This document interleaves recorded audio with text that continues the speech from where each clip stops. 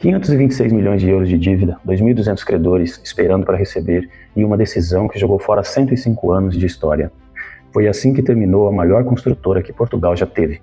E olha só quem estava na lista desses credores. O maior credor era o próprio Estado português. A Caixa Geral de Depósito tinha 186 milhões de euros para receber. O Banco BCP, mais de 100 milhões. Fora isso, dezenas de outros bancos, fornecedores, instituições públicas, uma fila gigantesca de empresas. Mas o que deixa mais triste essa situação é que mais de 1.200 ex-funcionários também estavam nessa lista e nunca chegaram a receber. Uma lista de credores com centenas de páginas. E atrás de cada página, uma história de alguém que foi atingido pela queda dessa gigante. Uma empresa que começou no Porto em 1918 com apenas 10 homens e chegou a ter milhares de funcionários, com obras espalhadas pelo mundo inteiro. Como é que uma empresa que chegou tão longe conseguiu quebrar desse jeito? É isso que eu vou te contar agora. O mundo ainda estava se recuperando da Primeira Guerra Mundial. Portugal vivia uma economia instável, muito desequilibrada. E foi bem nesse cenário que Soares da Costa resolveu abrir uma construtora.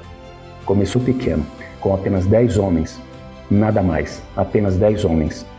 Mas com uma missão: construir uma empresa em cima de qualidade e confiança. No início, a empresa ficou conhecida pelos seus acabamentos de alto padrão. Aquele tipo de trabalho que exige precisão e cuidado nos detalhes. Só que José, infelizmente, faleceu cedo, antes mesmo dos 50 anos, e deixou a empresa na mão dos filhos. Os filhos homens que tomaram conta. Eram 3 ao todo. José, o mais velho, que tinha 18 anos. Fernando ainda era uma criança. Laurindo, o caçula, órfão com apenas 2 anos de idade. E é aqui que começa uma parte muito importante dessa história. A família não vendeu, não desistiu. Eles decidiram carregar o legado e manter vivo aquele sonho que começou em 1918. Com o passar dos anos, os 3 irmãos foram crescendo dentro da empresa. Cada um na sua função, é claro. José, o mais velho, era o estrategista, o cérebro por trás das grandes decisões. Fernando cuidava dos custos de produção. E Laurindo, que começou a trabalhar por volta dos 12 anos de idade, ficou responsável pela parte comercial e institucional. Os trabalhos pequenos viraram grandes obras. Soares da Costa deixou de ser somente uma empresa do Porto e passou a atuar em toda Portugal, entrando forte no setor de grandes infraestruturas. Ela atravessou décadas sob o comando da família, sobreviveu crises econômicas, mudanças políticas, momentos duros da história de Portugal, e continuou de pé. Em 68 veio um passo importante. A empresa deixou de ser uma sociedade limitada de família e virou uma sociedade anônima, com os 3 irmãos sendo os únicos acionistas. Depois do dia 25 de abril de 74, Soares da Costa assumiu de vez a liderança nacional no setor da construção. E manteve esse posto por praticamente 2 décadas seguidas. Em 1986 veio um marco muito importante. A empresa abriu parte do seu capital ao público, numa oferta pública de venda na Bolsa de Valores do Porto. A Soares da Costa virou oficialmente uma empresa de capital aberto. Só que foi bem nesse momento que começou a rachar aquilo que parecia sólido havia décadas: a união entre os irmãos. Pouco tempo depois da abertura de capital, José, o irmão mais velho, já com quase 70 anos, e no comando havia décadas, resolveu dar um golpe dentro da própria família. Em abril de 88, convocou uma assembleia com um único objetivo: afastar os irmãos mais novos, Fernando e Laurindo, da administração da empresa. Só que Fernando e Laurindo não ficaram parados. Eles saíram comprando todas as ações dispersas da companhia. Todas as que conseguiram. Laurindo ainda convenceu um amigo, dono de uma outra empresa, a entrar no jogo e comprar ações, só para juntar capital suficiente para virar o placar contra o irmão. E funcionou. José percebeu que tinha perdido a queda de braço. Nem apareceu na assembleia final e acabou negociando a própria saída. No dia 1º de junho de 88, a novela teve um desfecho. Quem saiu da administração foi José, o fundador do golpe. Ele vendeu sua posição acionista para outro empresário. No ano seguinte, 89, infelizmente, Fernando morreu, e foi assim que Laurindo, que já presidiu o conselho da administração, assumiu o controle total de Soares da Costa.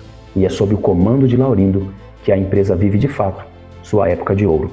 Foram os anos chamados cavaquismo, um período em que Portugal viveu um boom em obras públicas, turbinado pelos investimentos e fundos que chegavam da Europa, e a Soares da Costa surfou bem essa onda.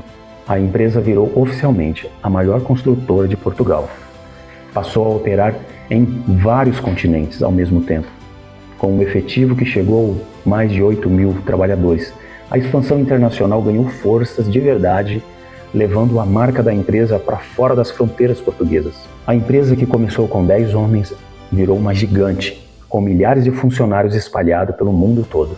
Atuou em Angola, Moçambique, Brasil, Estados Unidos, Iraque, Venezuela, entre outros mercados também. E o segredo desse sucesso era um só: diversificação.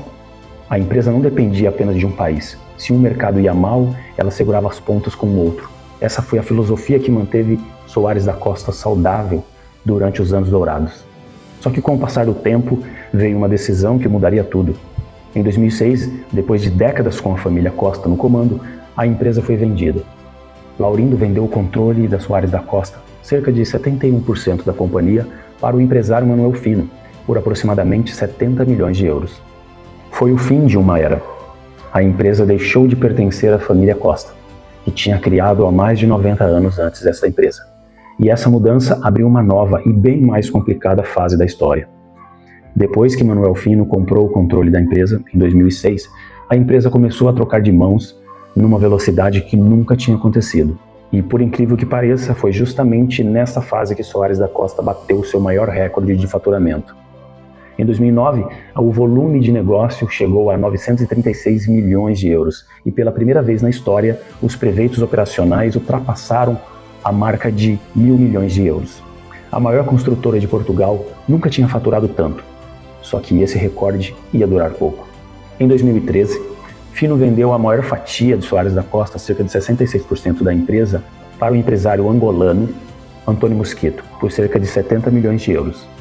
A antiga SDC Investimentos de Fino ficou com uma posição minoritária, cerca de 33%, e foi Mosquito que definiu o novo rumo da empresa. Angola virou o centro estratégico do grupo, e a África passou a ser tratada como um mercado prioritário. Um novo executivo, Joaquim Fitas, foi colocado à frente da gestão. O problema é que naquela época, naquele momento, Angola entrou numa crise econômica forte. O preço do petróleo despencou, os investimentos secaram e vários projetos ficaram parados no meio do caminho, com pagamentos atrasando cada dia mais. E olha a ironia, uma empresa que tinha há décadas se mantido forte justamente por diversificar, agora estava dependendo apenas de um mercado. E esse mercado quebrou.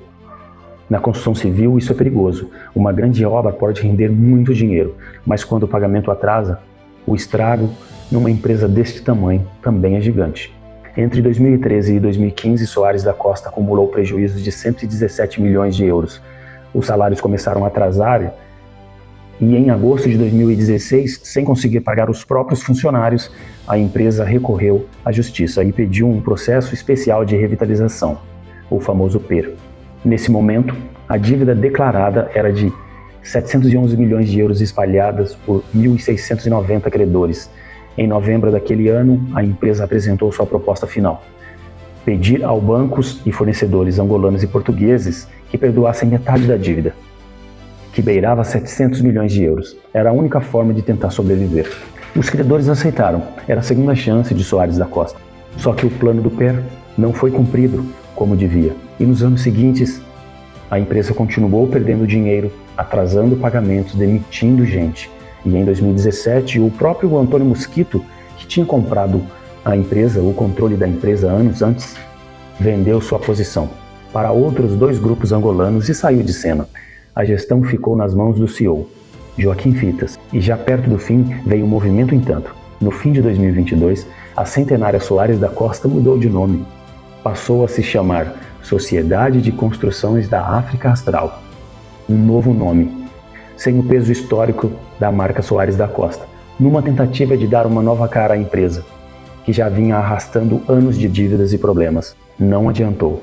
Em 2023, depois de 105 anos de história, a empresa, que nasceu como Soares da Costa, entrou oficialmente em insolvência. A Assembleia de Credores decidiu. A empresa seguia a liquidação. Não havia mais recuperação possível. A companhia, que um dia foi símbolo da engenharia portuguesa, que ergueu obras em Angola, Moçambique, Iraque, Venezuela, e chegou a ter quase 8.000 trabalhadores, terminava sendo desmontada pedaço por pedaço para poder pagar uma fração da dívida que ainda tinha. E qual é a grande lição dessa história? A construção civil não é só levantar prédios, construir pontes e estrada. É gestão. Porque decisões erradas podem destruir décadas de trabalho em pouquíssimo tempo. Soares da Costa é a prova disso. Construir um império leva anos, décadas, mas perder esse império pode acontecer muito mais rápido. Empresa grande não sobrevive só pelo tamanho. Ela sobrevive pelas decisões tomadas no dia a dia. Essa foi a história de Soares da Costa, uma empresa que começou com 10 homens no Porto, em 1918, e virou uma das maiores construtoras de Portugal. Aqui neste canal, a gente vai continuar contando histórias reais da construção civil, empresas gigantes, grandes obras e as decisões que mudaram os destinos delas. É a minha forma de aprender com quem construiu grandes impérios, tanto nos momentos de sucesso quanto nos momentos de queda. Até o próximo vídeo.